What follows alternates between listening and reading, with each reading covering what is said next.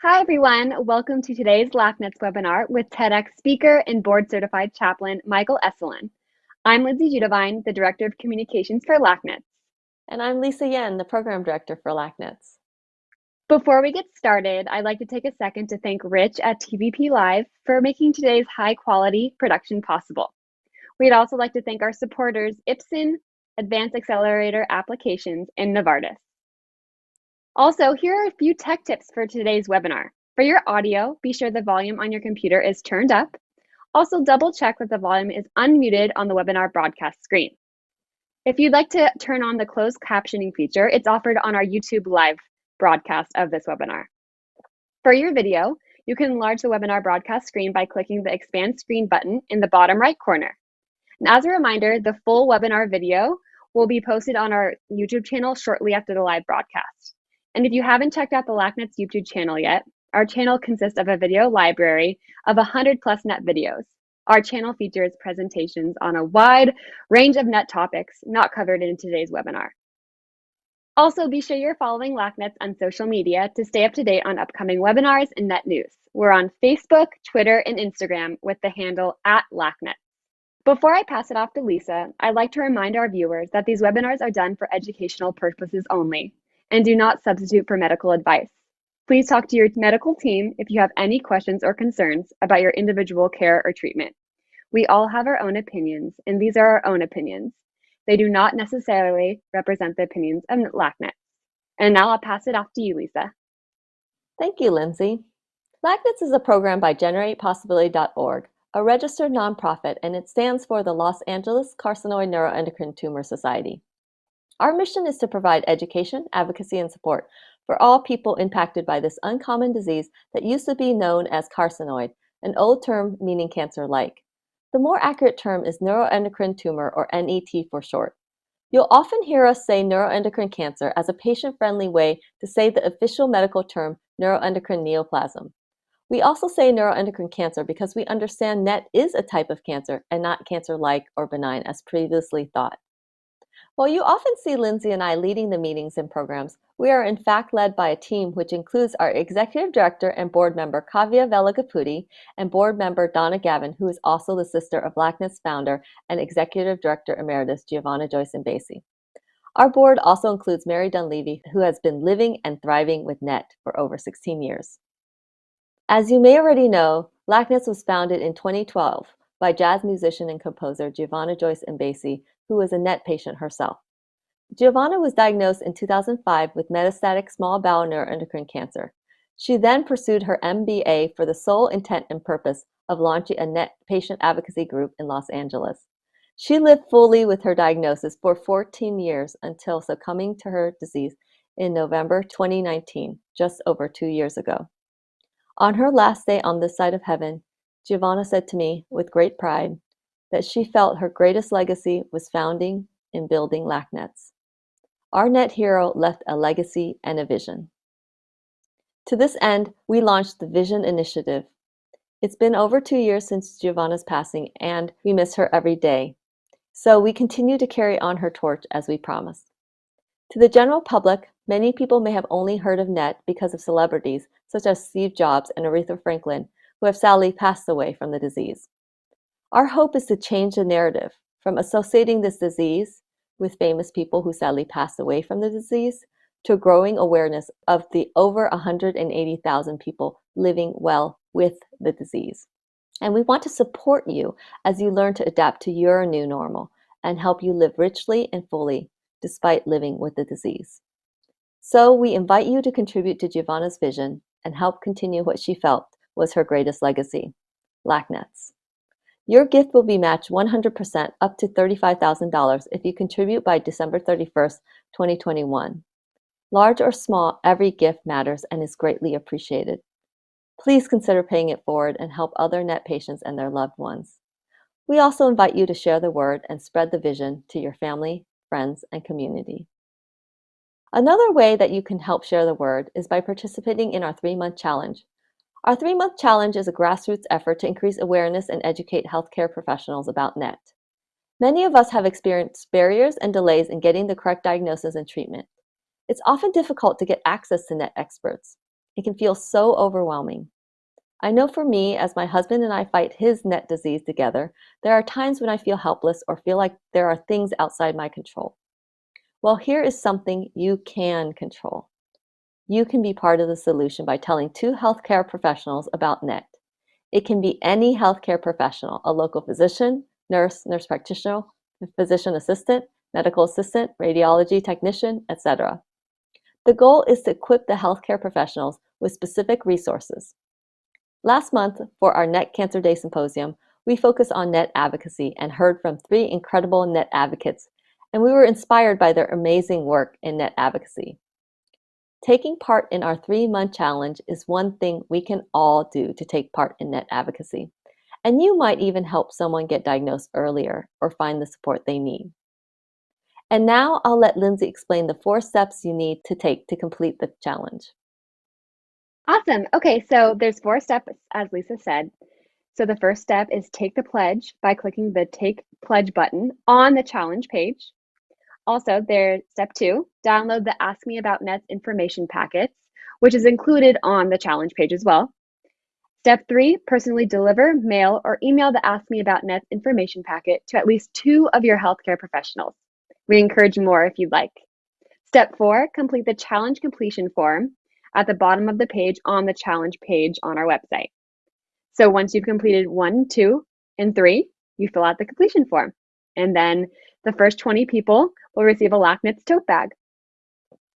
Thank you, Lindsay. So far, the response has been overwhelming and many have already completed the challenge. So we invite you to join us. Share with us your pictures of the creative ways you're doing this, and together we can make an impact. Before we hear from our featured guest, Michael Eselun, we will hear from Kelly Edwards, who will share her story. Kelly is a wife, mother of 3, special education teacher, a writer, cancer thriver, and soul sojourner who has been living with neuroendocrine cancer since 2003. Kelly serves as one of our LACNETS NetConnect mentors who is available to connect with others living with the disease. We recently released a blog article written by Kelly titled Cancer Thriver that we encourage you to check out on our LACNETS blog page. And now, Kelly is going to share her story. Welcome, Kelly. Hello, everybody. I am so blessed and honored to be here today. LACNETS has been so instrumental in helping me to find resources, build friendships, and to be a part of something much bigger than myself. You are in for a treat today. Michael is an amazing speaker, and his stories captivate because they ring with such truth. But before Michael comes on, Lisa asked if I would share a little bit of my story with you. I was diagnosed with neuroendocrine cancer in 2003. That means I am a 19-year cancer thriver. But let me set the scene a little bit. I grew up in a pretty traumatic childhood. My father was the San Francisco version of Don Draper, you know, the show from the show Mad Men. I wanted to rewrite my narrative of my family history. I was going to be in control and make the right choices and have a happily ever after life. I was the first person in my family to get a college degree. I married the preacher's son. We had 3 adorable, rambunctious children. And in 2003, we had just purchased our dream home in Southern California. I remember a particular summer day, that first summer. I was so excited to have all my girlfriends over from playgroup, and we were sitting poolside watching the kids splash in the pool. And I was just mesmerized by the view of the beautiful golden California hills. And I thought, it doesn't get better than this. And then suddenly I was just overcome with this dread that something bad was going to happen. And sure enough, about a week later, I noticed a tinge of blood in my stool. At a checkup with the doctor, I mentioned this, and she said that I should get a colonoscopy. And when I questioned her, she said, "You could have cancer. You need to get a colonoscopy." But I wasn't ready to hear that. A few weeks later, when in the morning after going to the restroom, I saw that the toilet bowl was scarlet red. That gave me the kick in the butt I needed to schedule that dreaded colonoscopy. I remember a few days later, that phone call that changed my life. I was in my classroom after school when the gastroenterologist called me with pathology results. I had a stage 1 colon cancer, and I also had something called a carcinoid. I had no idea what that was, never heard of it. Results of a CT scan a few weeks later showed that I had spots throughout my liver. The carcinoid or neuroendocrine tumor had metastasized. I was very blessed because my friend did some research and found a specialist, Dr. Wolin, out of Cedars-Sinai. And after meeting with him, he was able to give me a lot of hope and told me that I could live a long, long time with this disease, but it would require an aggressive treatment plan. But what I want to share with you is what was the emotional impact. After the initial shock wear off, reality set in. I knew this disease was deadly and I would have to live with uncertainty. And I experienced all the stages of grief, coming to terms with this new reality, from being distraught, bargaining with God, bouts of anger, days of depression where I couldn't get out of bed. I remember I'd be in the grocery store and see an elderly couple, and it would just be like a knife in my heart because I thought, I'm never going to get old. Or that Christmas, my husband and I finally got out on a date night, went to see a romantic comedy. And halfway through the film, the mother announces at the Christmas dinner table that her cancer is back and she's dying. And it just sent me into hysterics. I started wailing and went running out of the theater. I realized that I needed to get some coping strategies in place. My friend suggested counseling. And through counseling, I was able to learn how to compartmentalize.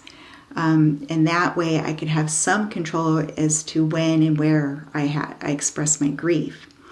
One of the techniques, which was particularly useful, was she recommended that I designate a time each day to address my fears and worries, write them down, say them out loud, whatever I need to do to get them out and in front of me. And then I'd gather them all up and put them in an imaginary Tupperware container, seal it, and I could put that on a shelf in my mind to save for later. Over time, I found that I was needing these scheduled times less and less, and even starting to experience some joy again. I also discovered my art, my passion, which is writing. Writing, what started out as just an outlet to get out my fears and worries, grew into something much more beautiful. With my writing, I've been able to tap into this inner peace. This year, I joined a professional writers organization and had a poem that I wrote to be selected for their yearly anthology. I'm writing a memoir about my complex relationship with my father, and I also started a website to, publish stories of hope for other cancer patients. And people often ask me, has cancer shifted my perspective on life or changed me in any way? And yes, it has changed me profoundly.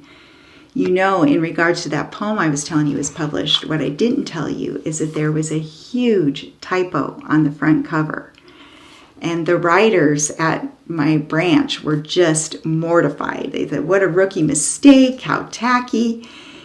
So much so that the president of my club even asked if I wanted the extra copies that he had ordered for me. And I said, well, of course I do.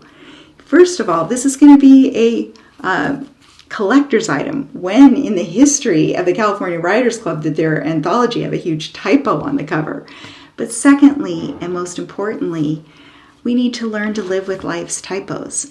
I don't mean to minimize cancer diagnosis as a typo, but the fact that the cover has a typo on it, or that my belly is etched with scars, doesn't negate all the beautiful artwork that's inside. My scars have only made me more beautiful. I've stared down death, and what I've come to realize is that, yes, one day my physical body will die, but my soul will always thrive, no matter what. We aren't the editors who control the typos, and we don't have control, and that's okay. It can even be freeing if you allow it to be. Our job is to embrace the present moment with gusto, enjoy, live, realize it doesn't get better than this. Thank you so much for listening to my story. Hopefully it has opened your heart a little bit, and you are going to love Michael and what he has to say about riding the cancer wave. Thank you again. Thank you, Kelly, for sharing your incredibly moving and inspiring story. That brought tears to my eyes. We're excited to now welcome our featured guest, Michael Eselun, for the third December in a row. If you enjoy his talk, I encourage you to check out his previous presentations, which can be viewed on our LACNETS YouTube channel. Michael Eselun is a board-certified chaplain who serves as a chaplain for the Mann UCLA Center for Integrative Oncology that offers services to the cancer community. I've participated in these services myself and benefited greatly. Giovanna and I, along with others in the community, have been blessed by his weekly Circle of Reflection meetings. Michael asks powerful questions and shares profound insights in a thoughtful and stimulating way. Michael is also highly regarded as an inspirational speaker and speaks extensively to healthcare professionals, patient populations, and faith communities across the country. Michael weaves stories with vulnerability, insight, and humor. Stories to wrap around the deeper questions of life, mortality, and meaning. Widely published in journals, Michael's TED Talks are available on his website, michaeleselun.com. Michael is also a thriver. He enjoys swimming every day and is an accomplished dancer. He's come to be a true friend to me and to the LACNETS community. We love having him with us to close out every year. It really is the perfect way to end the year. I'm very pleased to now welcome Chaplain Michael Eselun. In the patient population that I serve at UCLA, I would say that the lion's share of patients would identify as some flavor of spiritual but not religious. That's pretty common in the way that Americans tend to identify themselves spiritually these days. It's consistent. It's an ambiguous expression. It doesn't mean the same thing to everyone. So I will often ask a patient, what do you mean by that spiritual? Or they'll ask me. For myself, I'd have to go back to the Latin root of the word, spiritus, which only means breath. So what is it that gives breath to your life? What is it that gives it meaning? What is it that makes you want to get up and face another day? Now, for some, that might mean a deep connection to a religious community or practice or tradition. For some, it might mean a more personal relationship to a higher power. For some, it might mean their family or their work or their dog or surfing the perfect wave. For some, it might mean the place where they feel that connection to a higher power, maybe a seashore or mountains or desert or the Thanksgiving dinner table. Whatever it is, a diagnosis of cancer can really mess with all of that because what used to feel meaningful yesterday, today feels meaningless, or I don't have access to it in quite the same way. So perhaps I need to find a new sense of meaning, or at least a new pathway to connect to the old one. Permit me this digression, if you will. In September of 1985, my husband Scott and I took a trip to France. We spent an entire day driving through Normandy, touring the D-Day beaches, which was territory that my own father had bombed some 40 years earlier from his B-17, paving the way for the D-Day invasions to follow. At the end of the day, we made our way to Mont Saint-Michel off the north coast of Brittany, and we arrived just as the sun was dipping into the sea behind the silhouetted spire of the mount.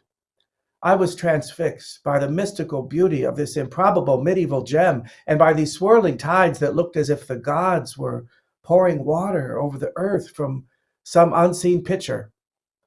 We bedded down for the night at Mare Poulard and made a reservation for an English-speaking tour of the abbey at the pinnacle of the mount for the next morning. The tour guide spoke with such a thick French accent that I could only understand maybe every third or fifth word of whatever she was saying. But she did use an expression I deciphered quite easily, the Gothic heart. Actually, it sounded more like the Gothic heart. The first time she said it, I turned around and poked Scott in utter delight. Ooh, the Gothic heart, I love that. What do you suppose that's about? I think I have one. I've always felt this affinity for the Middle Ages and for monastic life in particular. Though she went on to use the expression several more times, she never came back around to any explanation that I could understand anyway. Until about 45 minutes into the tour, I realized she wasn't saying Gothic heart at all. She was saying Gothic art. Those of you old enough to remember Gilda Radner's character, Emily Latella, on Saturday Night Live, I had my own little Emily Latella moment. Never mind.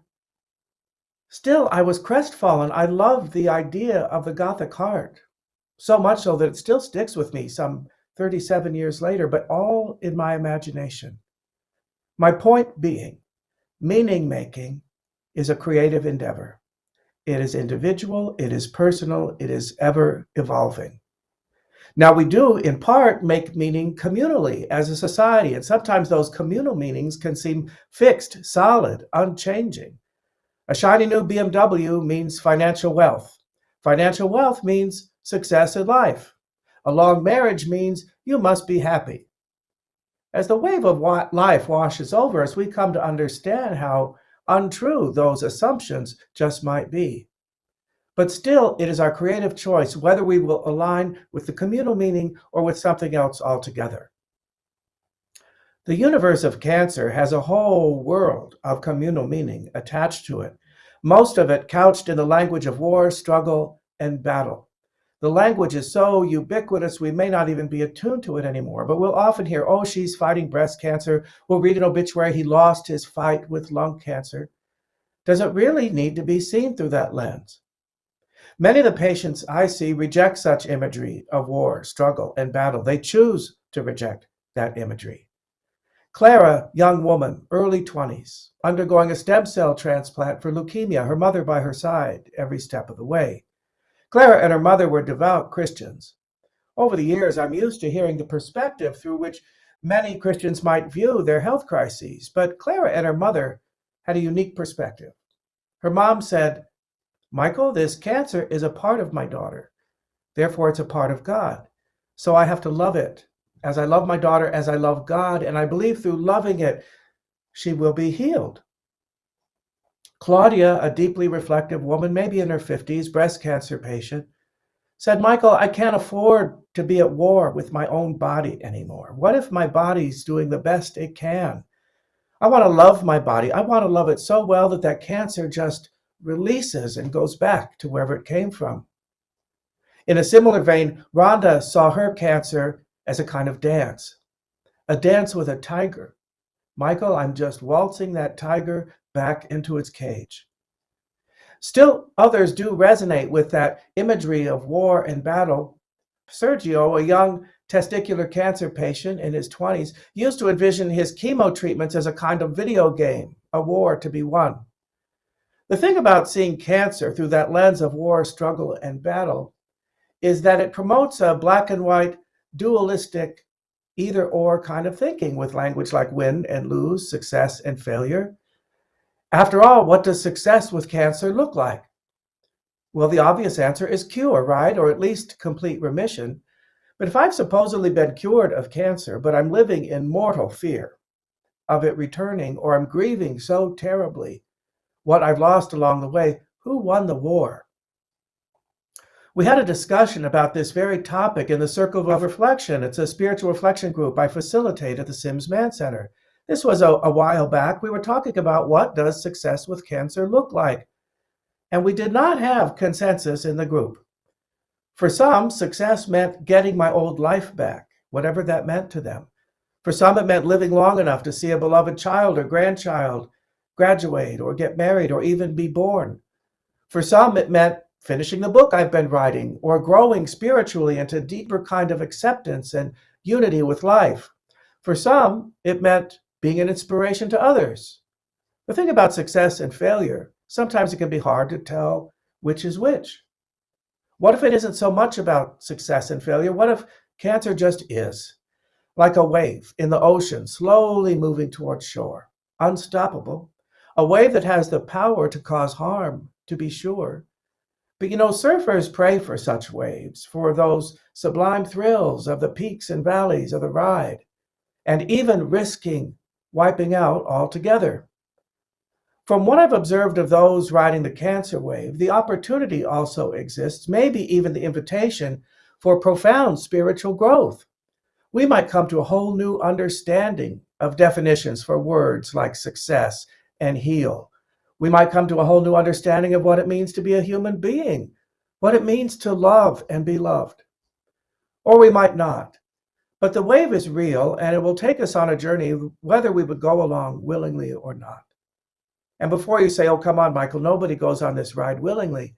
I did have a patient once, Dinesh, raised in India, steeped in Eastern culture and religion, who, when diagnosed with gastric cancer, greeted it with this amazing kind of equanimity. Okay, Michael, now I get to experience what this is like. We do have a choice as to how we will ride that wave. And while the wave is real, it is also a ever-shifting, ever-changing environment, and our capacity to ride it must be adaptable to those shifts and turns. By taking any trip at all, it is a skilled traveler who can let go of yesterday's reality, expectations, and hopes, and embrace today's reality, expectations, and hopes. Maybe this trip started off to be our ideal honeymoon that we've been saving for forever to the Bahamas. But now with the advent of this hurricane in the forecast, it's about getting home safe and sound. And like any skill, there is a steep learning curve on this wave because it can rock us to our very core of everything we've ever thought to be true and real.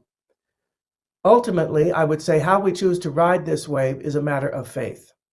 Now, it's a faith that might be described in religious or spiritual terms, or a faith that is completely secular in nature, but it's faith nevertheless. In religious terms, that faith might be that God will heal me, I'll have a miraculous healing.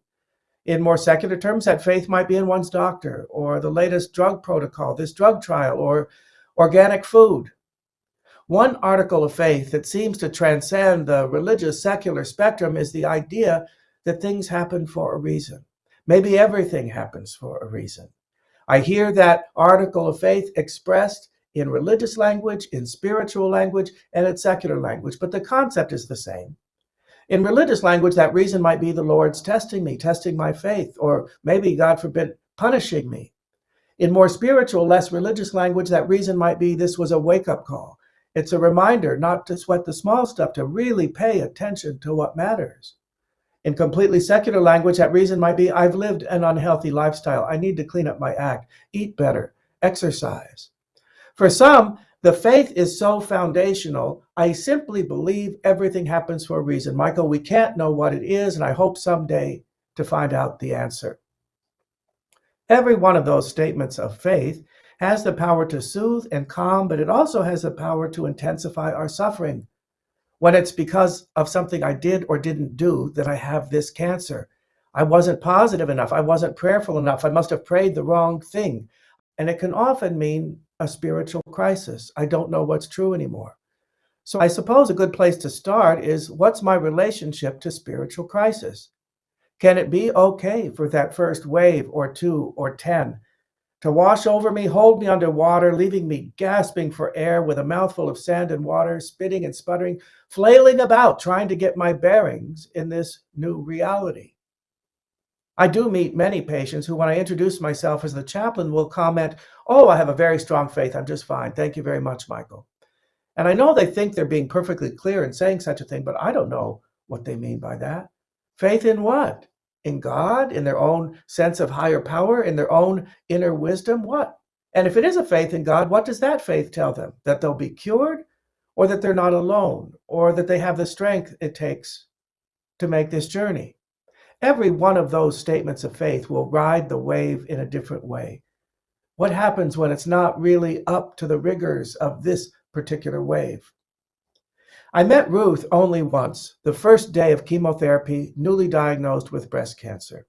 Ruth was a devout evangelical Christian. "Michael, the Lord is not testing me with this cancer. I'm testing the Lord because I'm going to go through cancer and I'm going to go through chemotherapy and I'm not going to lose my hair. Too many people are counting on me. I can't afford for anybody to know I'm sick." Well, this raised a particular red flag for me. What would happen when Ruth did lose her hair? What kind of spiritual crisis might that be? So I gently tried to tease apart her theology to see if there was a bedrock of belief there that could include the possibility that she loses her hair. Sadly, she was unwilling to have that conversation.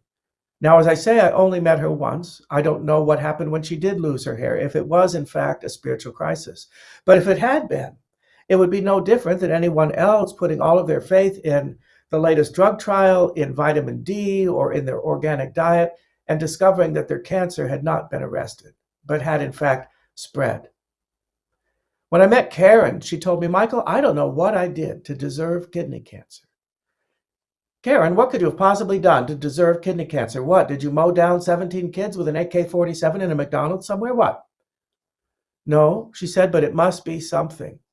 And it was as if that statement brought her a backwards kind of comfort, because it still promoted the idea that she was in charge. She was responsible. She screwed up, and that's why she has cancer, but hey, she was still in charge. To consider the possibility that the cancer just happened, that it was out of her control, that she was powerless over it, unthinkable, unwilling to have that conversation. Coming face to face with that powerlessness, I would say, is the core spiritual challenge that confronts everyone on the cancer journey. Now, I certainly don't mean to imply that we're powerless over how we choose to ride the wave or the meaning that we find there. But what if we're powerless over the existence of the wave itself? Ask anyone who's been diagnosed with lung cancer or who has a loved one diagnosed with lung cancer. What's the first question anyone asks? Oh, was she a smoker? Did you smoke? I would suggest it's our own inability to face our powerlessness that would inspire such a grotesquely insensitive question. The implication being, oh, you were a smoker? Too bad, shouldn't have done that. I don't smoke, therefore I'm safe. What happens when our faith meets its limitation, when our certainty meets doubt? At that particular intersection, many folks get angry. They get angry at God, they get angry at their doctor, they get angry at themselves. For what? For not living a healthier lifestyle, for not going to the doctor sooner, for not getting a second opinion. One woman absolutely broke my heart when she said, Michael, I don't think I've lived a good enough life to get God's attention. I don't think I deserve a miracle. Carolyn had no trouble at all articulating her particular spiritual crisis. If anything, she was thrilled to have someone listen, to be a witness. When we met, she told me that 6 months earlier, her 36-year-old daughter had been killed in a car accident, leaving behind her 2 pre-teenage children to be raised by her substance-abusing former son-in-law. And now she finds out that her only other child, her 39-year-old son, has been diagnosed with colon cancer with metastasis to the liver. It was too much. Michael, it's not like I don't know about loss. My mother died when I was 9, my brother when I was 15. I've worked in healthcare. I know about loss, but this is too much. Carolyn had always taken a lot of comfort in her Protestant faith and in her prayer life. But now she says, Michael, I can't pray anymore and don't even want to. And when friends tell me they'll pray for me, a part of me wants to say, don't even bother. Isn't that terrible? We looked at what her statements really revealed about her beliefs, about her theology, but through the lens of relationship. Did this sort of standoff with God, this idea that I can't talk to you right now, I've just got to go walk around the block or something, did this mean that she wasn't in relationship to God? I would suggest just the opposite. We only fight with those we care about. Otherwise, we would be indifferent. It wouldn't matter. We fight because we want to understand, because we want so desperately to be understood ourselves. Would you just get it? What if her walk around the block were even its own kind of prayer? Yeah, sometimes those waves can hold us underwater and leave us gasping. But I find more often than not, we do find a way to float. Rita was so eager for someone to blame for her cancer. Michael, I just want to blame somebody. I wish I could blame my husband. That's what I really wish. And I'm so angry. I'm angry at the doctor who misdiagnosed this 2 years. I'm angry at myself for not going to another doctor sooner. I'm angry at myself for being angry. I just want to know why. Why did this happen? I hear this almost universally from patients at some point along the way. Why? I will often reply, if I could give you a sealed envelope right now with a card inside, with your name on the outside, and on that card is the reason you have cancer. Would you open the envelope? And if you did, do you suppose you would suffer less or suffer more? To find out it's because of all those Big Macs you ate in high school. You spent too much time in the sun. It's because you smoked. It's because you drank. It's your genetic bad luck. It's because of some sin you committed in an earlier life. It's karma. What to do with that irredeemable regret and guilt? What if it's nobody's fault? What if cancer just is? What if that wave is impersonal? From what I observe, coming to a new relationship with that powerlessness can open a whole new window to new dimensions of peace, of mind and heart. Yes, that powerlessness might be the source of our greatest spiritual distress. At first, it can also open a doorway to whole other pathways, dimensions of maybe even wisdom. Another word for that powerlessness might be vulnerability. And there is so much in our culture that would tell us to avoid vulnerability at all costs. Wear your seatbelt, lock your door, get an alarm, don't drive in that part of town at night. Don't ask for help and don't let anybody see you cry. From what I observe, the magic in life gets revealed when we move in the opposite direction toward our vulnerability. And if cancer is anything at all, it is a doorway into the land of the vulnerable on so many levels and in so many dimensions. Still, it is our creative choice how we will deal with that vulnerability. We might deal with it kicking and screaming, resisting it every inch of the way, or we might meet it with more fascination, more curiosity than fear. Our choice. Either way, we're guaranteed profound growth because this particular relationship holds up a mighty powerful mirror to everything we've held to be true and dear and sacred. Victor, a young man, was very distressed to find out that the pain in his back was not the pulled muscle he had assumed, but was in fact a sarcoma that had metastasized. It was nearly impossible for him to hear what the doctor was saying, and it took a good hour to tease apart everything he had heard to really understand what was real and what his options were. And from the outset, he started off with, well, there's no way I'm taking chemotherapy. It's toxic, it's poison, because this news just didn't comport with how he saw himself. He saw himself as pristinely healthy. I'm a massage therapist. I'm a meditator. I'm a vegan. I'm physically fit. This can't be me. So from that place of poison, he also said, maybe it's just my time to go. That toxic stuff will kill me, though he was a quite young man. In time, he moved from that position to a willingness to undergo chemotherapy. And now, rather than call chemotherapy toxic or poison, he calls it his golden infusion. It's been several years now. He's doing rather well. His chemo is stable. But it's been an incremental journey to move from that resistance and rigidity to a place of kind of being at choice. How am I going to view this? How am I going to ride this wave? Still, it's an incremental process. And like any learning curve, I find there's obstacles and there are opportunities. And both on this particular journey are formidable. From what I observe, the obstacles in coming to peace with powerlessness have everything to do with the theme of attachment. Attachment to belief systems, attachment to outcomes, even to our very identity. I've worked in many different settings as a chaplain over the years. I've worked in hospice, I've worked in palliative care, worked in liver transplants in the psychiatric hospital, and certainly many years in cancer. And in each setting in which I've worked, I find there's often a unique constellation of spiritual themes that sort of come up to be reviewed, to be dealt with. In liver transplants, for instance, many people need new livers because of past self-destructive behaviors, drug and alcohol abuse.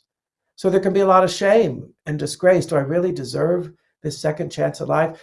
You mean I have to pray that somebody dies so I can get their liver?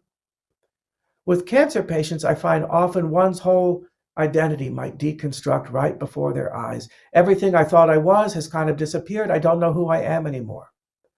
Richard had been a brilliant, highly regarded engineering professor. He now has a brain tumor. Michael, I used to be smart. That's who I was. I was the smart guy, but now I can't find the easiest word to finish a simple sentence. Does that mean that Richard doesn't exist anymore? Has he disappeared? Or is there something else essential there? I invite you to think about 4 or 5 things that make you who you are, that if anybody's going to know you at all, they're going to know these 4 or 5 things about you, that you're a talented artist, you're a gifted athlete, you're a clever accountant, you're a devoted parent or grandparent. Perhaps you're known for your beautiful physique and your great head of hair. That would be me. Imagine none of that is true anymore, or not in the same way. Who would you even be then? Is there an essential you who dwells beneath all of those labels with which we would identify, under all those hats we might wear? What's more, is he or she worthy of love? Is he or she capable of giving love? As painful as it may be to entertain those questions, they do reflect a most profound spiritual journey through loss, toward essence, if you will, maybe even toward that which is indestructible. And from what I've observed of those walking that path, what's on the other side of those questions is beyond words.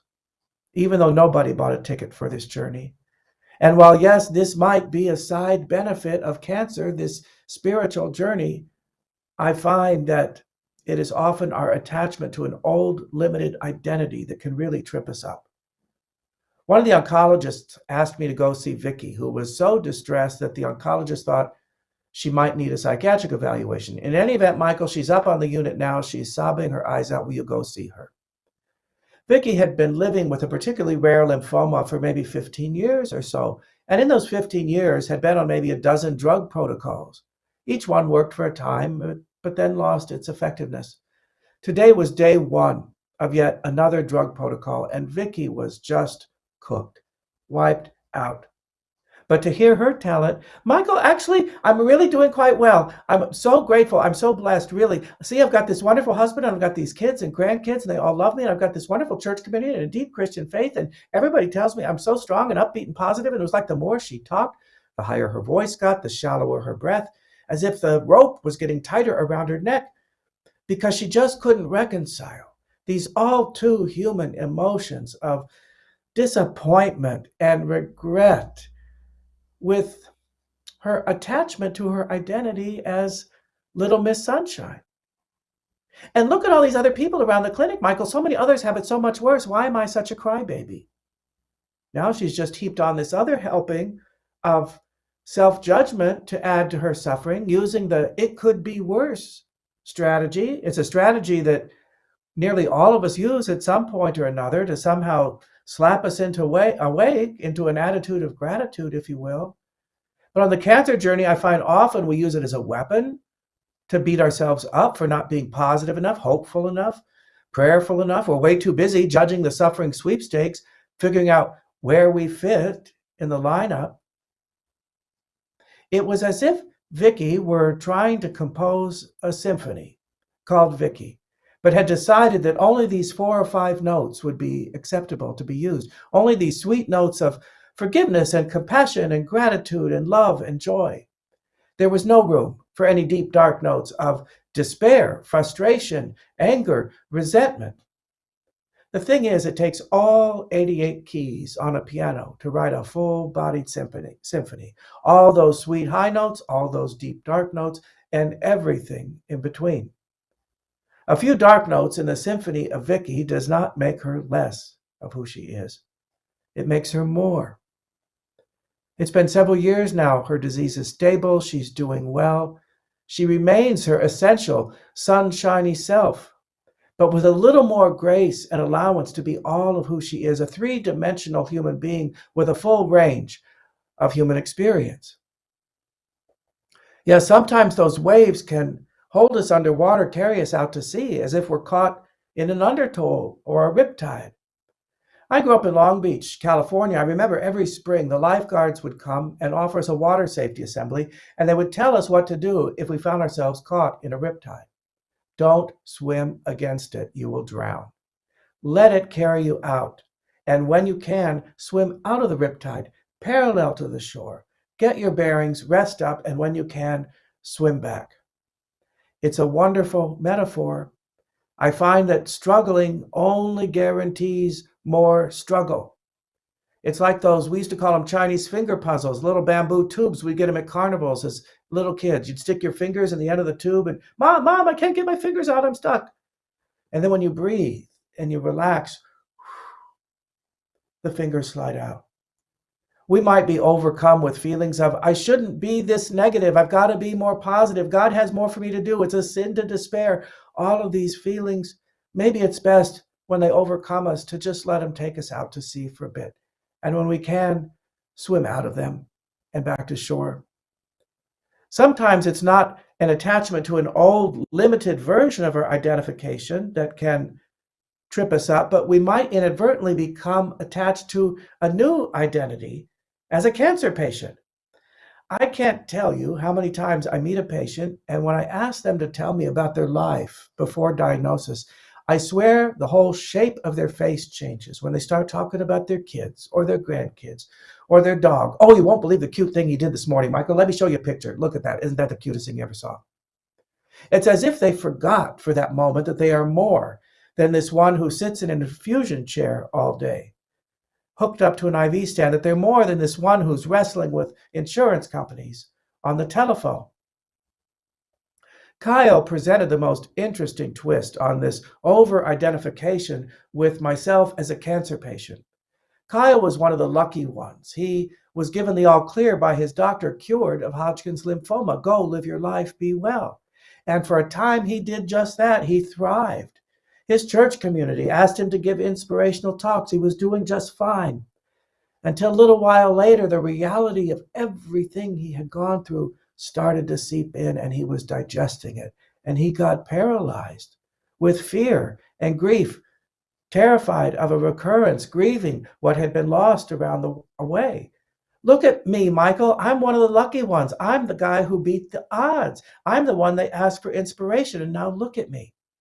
It was as if he had become over-identified with himself as cancer patient, as superhero, sort of the latter-day Lance Armstrong, if you will, before his fall from grace.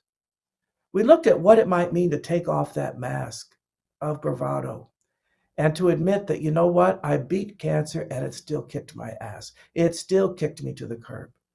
What kind of grace would that offer to others, to himself, to be a human being? Sometimes it's not just an attachment to an old identity that trips us up in our pathway to coming to peace with powerlessness. We can be overly attached to a belief or belief system. One belief that I think many of us carry that we might be reluctant to admit is that life, the earth, the universe is a just and fair place. Oh, the pain of giving that one up, or at least admitting maybe it is just and fair. I'm just not equipped to see how true that is. Heidi, 32 years old, newly diagnosed with ovarian cancer. Rough. She called the center, desperate for someone to talk to help her make sense of all of this. She used that expression several times. She was deeply rooted in a Protestant faith tradition. She'd found some inspiration recently in some Buddhist reading she had done. But boy, was she struggling. Michael, I don't understand why this is happening. I'm a good person. I've never knowingly hurt anyone. I tell the truth. I'm always the first to show up and help. It's just the way I was raised. And I've been praying so hard, and God won't answer. I'm so angry. Why? Wow, she raises so many theological themes and questions there, but front and center is this idea that it's not right, it's not fair, it's not just. Over my years of study, I've come upon this hypothesis that for any genuine transformation to take place, it must be preceded by a betrayal and a death. Betrayal, death, transformation. We might look to the Jesus story as an example. Jesus had to be betrayed, had to die for the whole centerpiece of Christian theology to take place: resurrection, transformation. This pattern exists in many of the world's great myths and theologies. Might be interesting to look back at your own life at moments of profound growth and shift and change. Was it preceded by something that could be seen as a betrayal and a death? Now, it may not mean a physical death, but maybe the death of a belief, the death of a relationship, maybe the death of a career trajectory. With Heidi, we looked at what her statements really revealed about her beliefs, and she had to admit that when it came right down to it, I guess I thought, if I'm a good person, I do the right thing, I won't get sick, and I'll never die.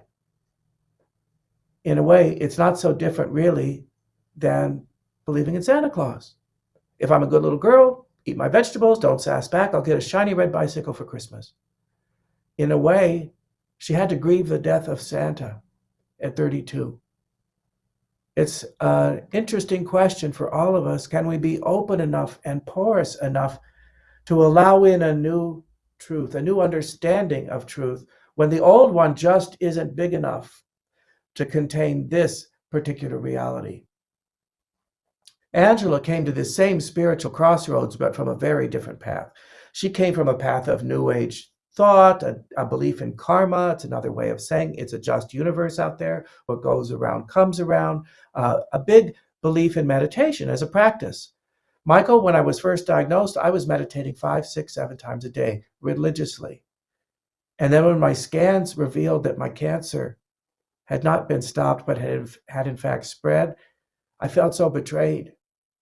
And I realized I hadn't been meditating for the right reason at all, not for the peace it could give me in that moment. I was meditating because I thought it might cure me.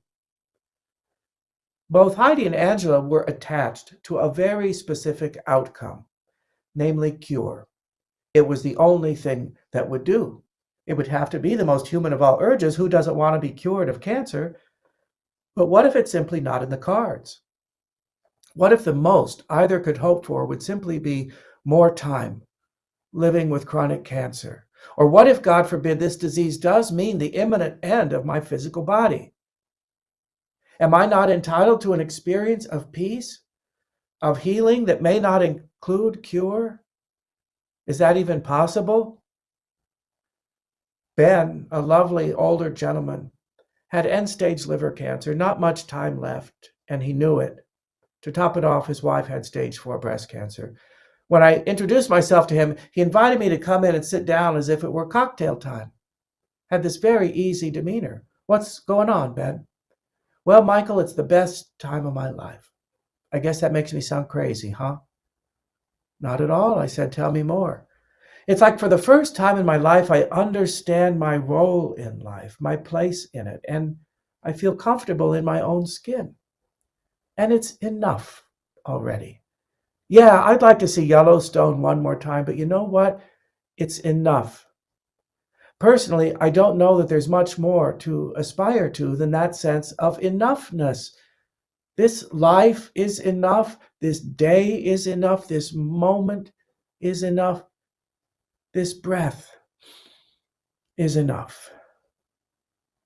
It's not at all unusual for me to hear folks say that in some way they see their cancer as a kind of blessing. For some, that might come as a quiet revelation or discovery. For some, it might seem heretical. For some, it might seem absolutely liberating. Jill was a great gal. I liked her a lot. Very smart, successful, but tough. She had grown up in a family that for generations had revered self-reliance and independence. You do not ask for help. You don't let anybody see you cry. Her attachment to this value system was so firm, so rigid, that when she was diagnosed with multiple myeloma, she actually considered not getting treated. Maybe it's just my time to go, though she was a quite young woman. But if I get treated, Michael, nobody's going to know. I can't have anybody feeling sorry for me, wanting to help, and all of that.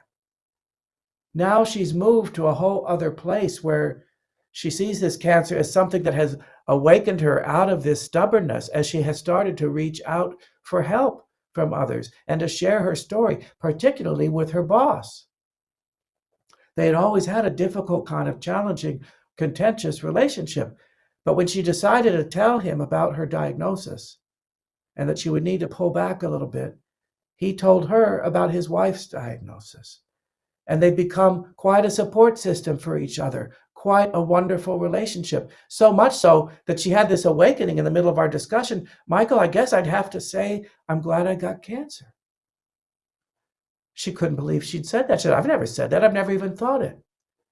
And then she said it again. Yeah, I guess I'd have to say, I'm glad I got cancer. Talk about betrayal, death, and transformation. Jill, like so many patients, like all of us really, take pride in our independence and our self-reliance. And so many cancer patients struggle with the help and the need that cancer seems to demand. Needing help is one thing, accepting it is another. And yet I've heard countless times as folks move through that doorway of vulnerability and ask for that kind of help, they talk about miracles that happen in their lives. This outpouring of love and support from often the unlikeliest of sources. It's not my best friend who I thought would be there no matter what. It's the woman down the street who showed up with a casserole and offered to pick up my kids from school.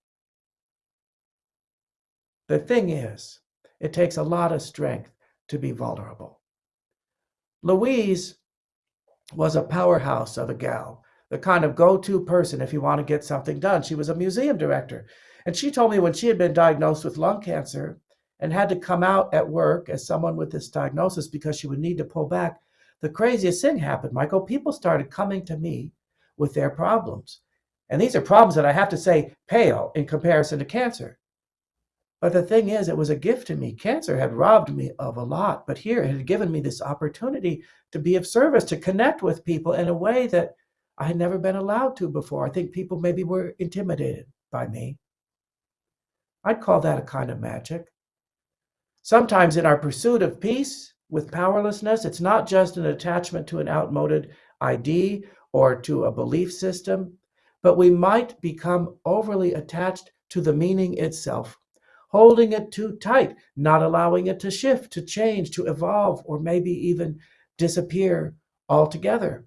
Or we might confuse our experience with its meaning, or even an object with its meaning. Lourdes was razor thin, wheelchair bound, in her 70s, rectal cancer, tenderly cared for by her son Enrique, but on this particular day in the infusion clinic, she was very distressed and tearful. She told me the story of how decades earlier, when she left her native Puerto Rico, that her mother had given her a few precious pieces of jewelry to remember her by. Now, Lourdes was also a bit of a pack rat. She kept all of her belongings in bags and baggies, strewn on the floor surrounding the recliner where she spent most of her waking hours.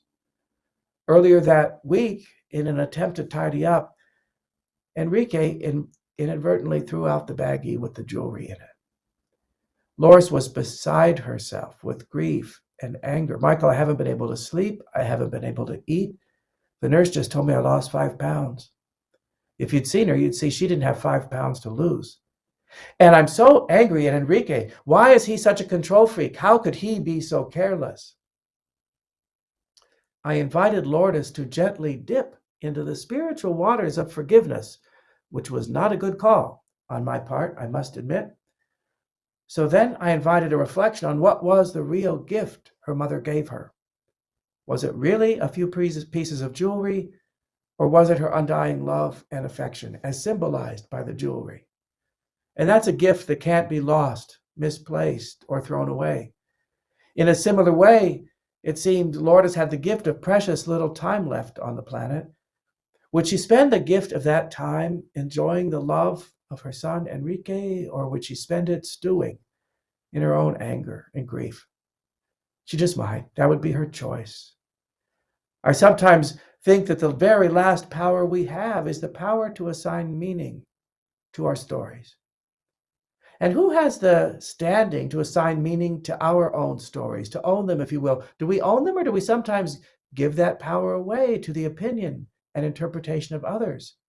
I hear almost universally from patients stories about these folks in their lives who have all of their ideas of how to fix them up. I read about this clinic in Germany. You got to try it.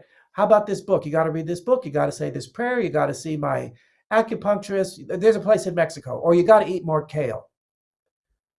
I think all of us have those people in our lives who are all too happy at any given moment to tell us exactly what sense we should make of our lives, what we should do about it. And in so doing, they deny us the dignity of our own hard-won choices. And there's a part of us that might even crave their affirmation and approval. What would it look like if we could walk beside each other with full support? However you have chosen your journey so far, I'm here. I'm in your corner. Every cancer patient has had to struggle with which institution am I going to trust, which doctor am I going to trust, which treatment plan am I going to trust. Those are hard-won decisions. Is it supportive? Is it remotely loving to say, maybe you didn't do it right, you got to try it my way? There's that powerlessness again coming in to confront our own hard-won choices. What would it look like to walk beside another with authentic compassion? My dad died on December 31st, 2004. There aren't too many relationships that we would consider to have more intrinsic meaning than that between a father and a son, a mother and daughter. It's ancient, it's primal, it's organic. But we don't have to look too far to see how untrue that is. We had an uneasy relationship at best.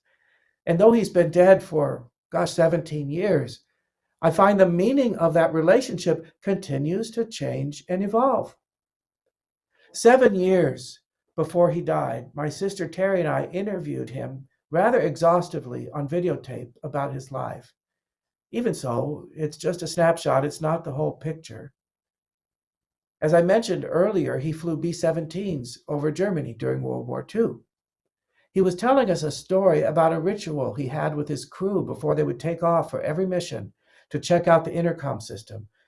My dad would begin by singing in his intercom, in his headpiece, "I've flown around the world in a plane." Bombardier comes on, "I've settled revolutions in Spain." The tail gunner comes on, "The North Pole I have charted, but I can't get started with you." It was a popular song of the day. I found that story to be so sweet, so small, so specific, and it brought the most youthful and human dimension to a man and to an experience I found completely incomprehensible.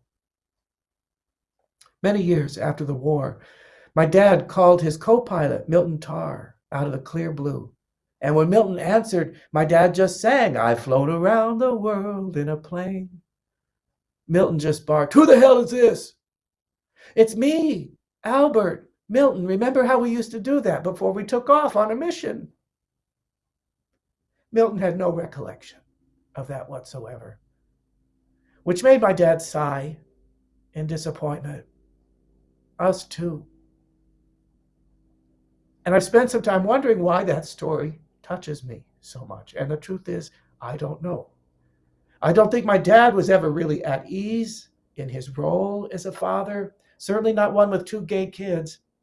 And the times when we could ever meet, be on the same page about anything, though it was far more likely we would meet on his page than he on ours, well, those times are precious and they have meaning for me, and I cherish them.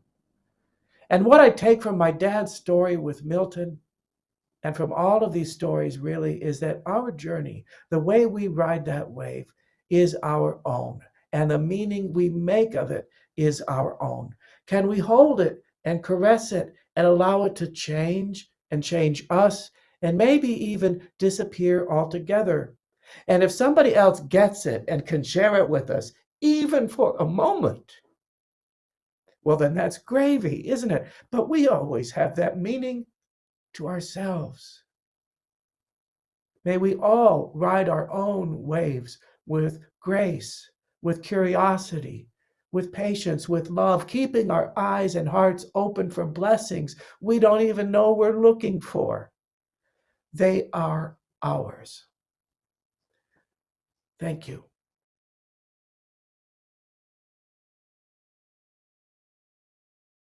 Thank you again, Michael, for sharing your incredible insights. Over the past hour or so, we've been riding the waves with some incredibly beautiful stories, including Kelly's stories and Michael's stories. We will now have a very special treat from our own Samuel Prentice Jr., who will share with us a special song he wrote for the NET community. Welcome, Samuel. Hello, I'm Samuel Prentice, and I'm living with NETs. I originally had a tumor diagnosed in 2002, but was not diagnosed with NETs until 2017. And since then, actually, I've been living well with my NETs. I have not had too much disruption in terms of my quality of life, except all my life's a circle of appointments and exams. Chromogranulin blood draws, MRIs and scans. All my life's a circle to find the reason why I've got these gosh darn tumors. I gotta treat them before I die. Now, if any of you are Harry Chapin songs, you might recognize that's a song that Harry Chapin wrote, at least the tune. And what I did was I took the melody, because the actual words were "All My Life's a Circle," and I just added the type of circle that I've been in the past 4 years in dealing with my NETs. And I'm sure you've been in a similar circle as well. So consequently, what I'd like to do is I would like to invite you to join me in singing the NETs circle song, okay? It goes like this. All my life's a circle of appointments and exams, appointments and exams. Chromogranulin, blood draws, MRIs and scans, MRIs and scans. All my life's a circle. All my life's a circle. To find the reason why. To find the reason why. I've got these gosh darn tumors. I gotta treat them before I die. All right, I think you got it out there. Good, good. I've had to learn a new language that's foreign unto me. Peanut whipple oblation, sandelstatin PRRT, differentiation and function, and staging 1 to 4, and listening to lots of speakers until I get tumor bored. 'Cause all my life's a circle of appointments and exams, chromogram and blood draws, and MRIs and scans. All my life's a circle to find the reason why. I've got these gosh darn tumors, I gotta treat them before I die. Actually, I've got another little addition to the chorus that you can sing these lines if you want to sing something different, if this kind of fits for you. It goes like this. All my life's a circle of appointments and exams, insurance pre-authorizations, and trying to pay for whatever I can. All my life's a circle to find just when and where the tumors originated and went from here to there. All right?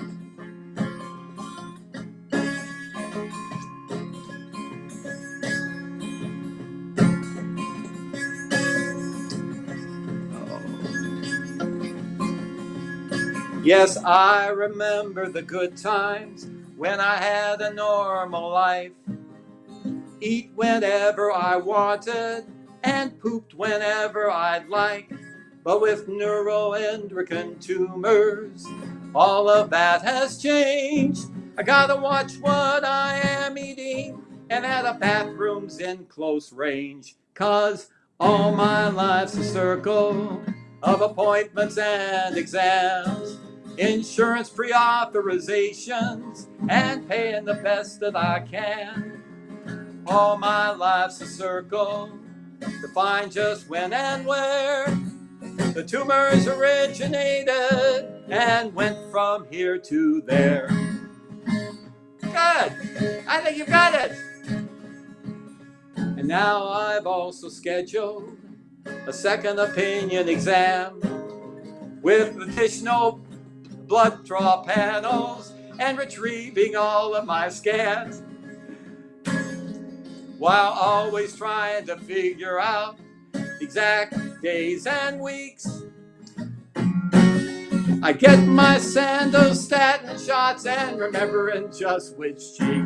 Oh, 'cause all my life's a circle of appointments and exams, chromogram and blood draws, MRIs and scans. All my life's a circle to find just when and where the tumors originated and went from there to here.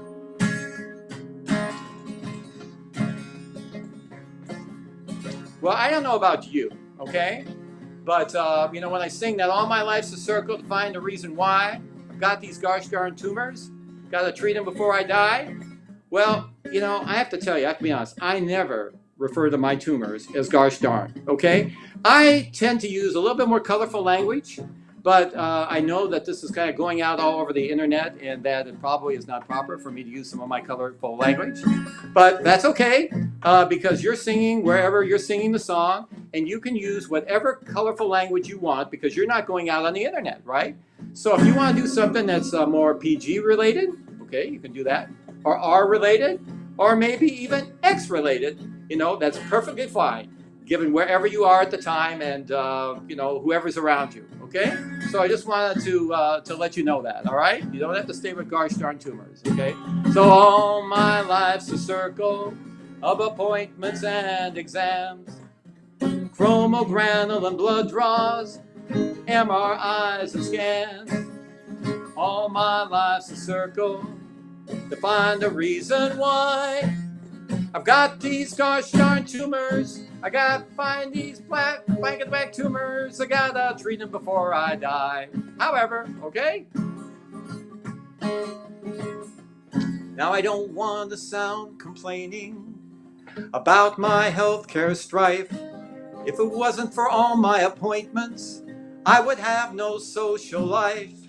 I've met some wonderful people in support groups helping me. But frankly, I'd prefer to have met them on a beach in Waikiki. 'Cause all my life's a circle of appointments and exams. Chromogranin, blood draws, MRIs and scans. Last time, all my life's a circle to find just when and where.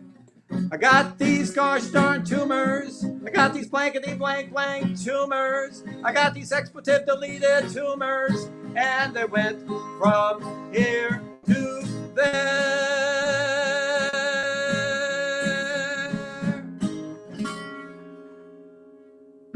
Well, thank you. And I would just like to add one additional thing, since it's, this particular season. And let me just tell you the backstory, if you won't mind, of that particular song, how I went about writing it. What happened was I met a wonderful couple, Bob and Marianne Wayman, who she's a NET patient, and the two of them have formed a group and pioneered a group called the, I think it's called NCAN.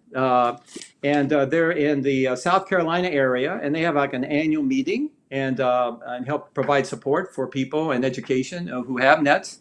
And I met them at a conference, and then about 3 years later, they contacted me because I'd sung a song at a conference, a NETS conference, and they asked if I would provide some entertainment during the lunch hour, and because they liked the songs I had sung. And so, well, the only problem was I hadn't picked up my guitar for 3 years.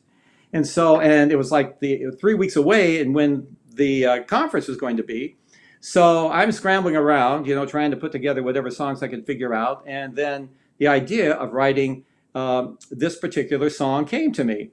Now, let me rewind, okay, for a moment, okay? Like a year prior to that, okay? I was watching PBS, Public Broadcasting System TV, and they were doing a promotion, fundraiser like they do, and they usually feature some sort of, artist or event or whatever. And lo and behold, that night they were featuring Aretha Franklin. And Aretha Franklin, as we know, has passed away from NETs, but they were doing a tribute to her, and they had DVDs and CDs that they were providing that if you contributed. And I love Aretha Franklin. I actually got to see her in concert. And so I thought, well, this is kind of cool. I'd have a group of her songs and a DVD and a performance and all that. And so anyhow, I went ahead and I made a contribution, okay, in terms of the PBS. And then they were to send me out the DVDs and the additional CDs. And I forgot about it, okay? I mean, I made the contribution, but weeks and months went by and I never got the DVDs and the CDs. And I forgot completely about it. I mean, literally forgot completely about it. And so this is went on for at least a year. It must have. And lo and behold, I had this conference. And the day of the conference, and I was kind of jittery about the whole thing in terms of providing the half hour of entertainment. And I'd written this song and everything, and about NETs. And so we were going to be doing it Zoom, and I've never done anything on Zoom before in terms of, and I like to see the audience. I wouldn't be able to see the audience and listen to the audience and all that. So anyhow, I'm kind of feeling nervous about doing this because I haven't sung in 3 years and everything, and a half hour, and that's a lot of songs, and now this new song that I've just written and how it would go over and so on and so forth. Well, guess what happened? That morning, the UPS guy showed up and delivered me the Aretha Franklin CD and DVD player. And I knew then that everything was going to be okay. And so I share that story with you because I know how hard you are working, and like myself, to all these different types of appointments and the strange type of whole experience in terms of dealing what's going on with your body, with the tumors and the different specialists and the information and the education. And I know how hard your support group is working to help you, and I hope you have a really good support group and you're relying on that. And I really know how hard the specialists that we see are working to try to find a cure for this and try to find a better understanding. I've just been amazed and really feel, honored that they are so diligent and committed to helping us in our health and our healing.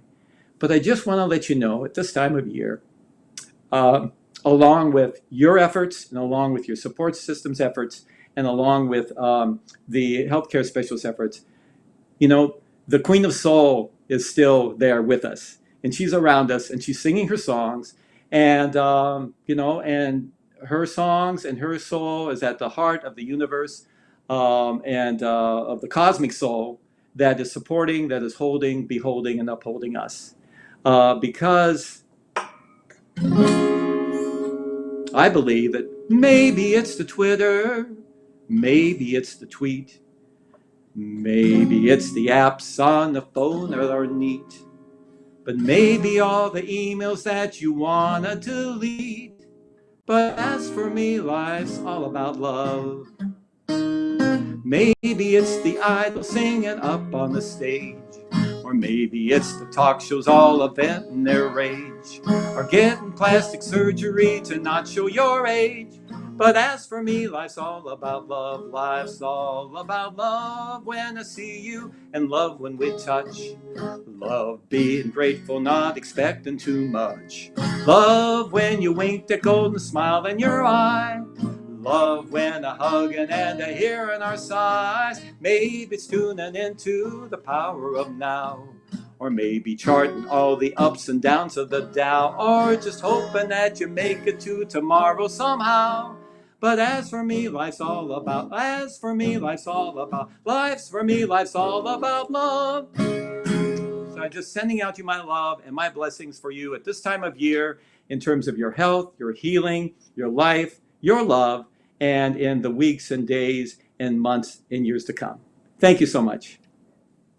Wow, how amazing was that? So funny, but also very relatable. What a hilarious and creative way to make light of living with your disease. Thank you, Samuel. I loved it. And okay, moving on. In 2018, we created the Above and Beyond Award, awarded to a patient or advocate in recognition of outstanding net patient advocacy. Recipients of this award demonstrate an attitude of excellence, awareness, and hope for the neuroendocrine cancer community. Last year, in memory of our late founder, Giovanna Joyce and Bessie, we have renamed this special award to the Giovanna Joyce and Bessie Above and Beyond Award. We are very excited to announce this year's deserving recipient, who actually thinks he's here only to perform his circle song with us. I'll now pass it off to Lisa to share about the 2021 recipient. This year, our recipient is a very special person, a dear friend of LACNETS, a regular participant and NetConnect mentor, Samuel Prentice Jr. Congrats, Samuel. Samuel is a 75 years young, retired professional social worker, a holistic counselor and educator who has been living well with NET since 2016. Despite enduring symptoms for many, many years and facing his fair share of challenges with living with the disease, Samuel maintains his quality of life by exercising, singing, dancing, traveling between homes in Southern California and Chicago, and continues his personal and spiritual growth and progressive political activism. He enjoys family, friends, his orange sports car, and attending hockey, theater, music, and fine arts events. Samuel has truly gone above and beyond this year. While Samuel had previously attended our monthly in-person meetings prior to the pandemic, he's become a pillar of our virtual NET support groups every week. When he's present, the room or virtual support group truly lights up, and he really makes a difference with his warmth. This year, Samuel has blessed our community with his expertise as a licensed clinical social worker by facilitating several of the virtual weekly support group meetings. With his expertise in dealing with anxiety and depression, he's been providing emotional support to those living with NET or their loved ones in our virtual support group and individually outside the group. He also serves as a NetConnect mentor to support newly diagnosed NET patients. Those who have had the fortune to connect with him have expressed how much of an impact he has made and how meaningful this has been to him. Again, those who have seen or met Samuel at meetings know that he has an incredible, warm, kind, and empathetic presence, and he's just an amazing person. These are traits he shares with our late founder, Giovanna Joyce and Basie. And like Giovanna, he has a passion for helping those dealing with the difficult diagnosis and for making this journey just a little bit easier in whatever way he can. Samuel is an inspiration to us all, and we are delighted to award him the 2020 Giovanna Joyce and Basie Above and Beyond Award. Samuel, you're welcome to say a few words. I'm uh, I'm grateful for the award, and but I do have to confess that I'm probably more grateful for LACNETS, for Giovanna, the little bit of time that I got to just meet her at a couple of meetings, um, to you, Lisa, and Lindsay, and the leadership you provide. I mean, you all have made, you all made the difference in terms of helping me come to grips and understand and understand nets and the different ways I might continue to live well with it and be treated with it, and the resources and the information. And so um, I feel blessed that I've been able to participate and to offer what it is that I could do, and whether it's helping with facilitate the group or talking with individuals or sharing music. That's wonderful, and it helps me in terms of my own heart and spirit continue to give what I want to give and offer.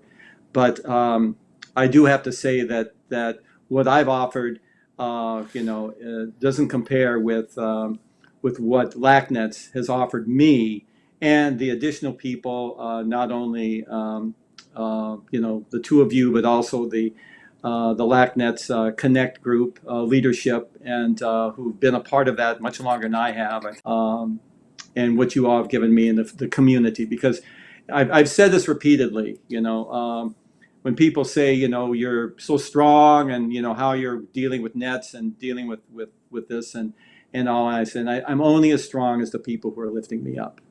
And LACNETS has really, really lifted me up, along with my own friends and family, and have taken me, on this journey much easier than I could have ever imagined.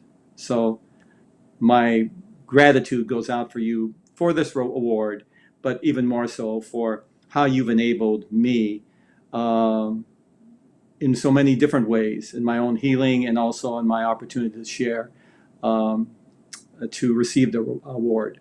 So thanks. Thanks, Samuel. So great. You very well deserved. And we have an award for you that we will ship to you. I'll get that Oh, out in the mail quickly. yeah. Yes.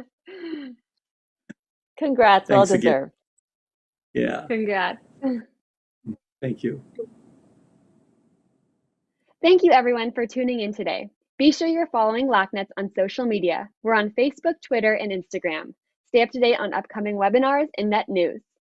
As a reminder, today's webinar is being recorded and can be viewed on our YouTube channel shortly after the live broadcast. As Lisa mentioned in the beginning of today's webinar, we invite you to take the pledge and join us for our Net Cancer Day 3-month challenge. To take the pledge and learn more about the challenge, go to lacnets.org/challenge. Now back to you, Lisa. Thank you, Lindsay. We offer many programs and resources, including our weekly NET support group, a dedicated caregiver-only support group, NET Vitals, which is a downloadable patient-physician communication tool to help you prepare for your medical appointments, and health coaching available to NET patients or caregivers. We encourage you to go to our website, lacnets.org, to find out more information about our programs, view resources, read blogs, take NET quizzes, and much, much more. LACNETS recently launched our new podcast featuring local NET experts who answer the top 10 questions in their field. We hope you take a listen. We are releasing one episode every month, so stay tuned for more. Please join us for our upcoming monthly webinars.